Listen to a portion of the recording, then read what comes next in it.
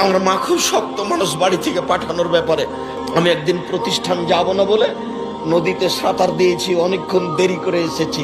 তা আমার মা ভাত রান্না করে রেডি করে নিয়ে বসে আছে, তো বলছে আমাকে খাইয়ে নিয়ে বের হ, আজকে যাব না। না যেতে হবে, না যা, আজকে যেতে হবে, না যাব না। তো আমি খেতে বসেছি, যখন বারবার বলছে যেতে হবে, তখন আমি বলছি ভাত খাবো না। খাস না। এবার আমি উঠে গেছি, উঠে গিয়ে ব্যাগ নিয়ে বের হচ্ছি, বলে টাকা নে। তো আমি টাকা নিব না, বলে নিস না, তুই যা। খেলামও না, টাকাও নিলাম না, বের হয়ে চলে গেলাম। আমার মা একটু নরম হলো না, যা যেতেই হবে। 3 বছর পরে যখন ফিরে আসলাম, তখন আমার মা আঁচল দিয়ে মুখ মুছিয়ে বলছে আরো যে 2 বছর বাকি আছে, আলী কেন? এটা আমার মায়ের প্রথম কথা।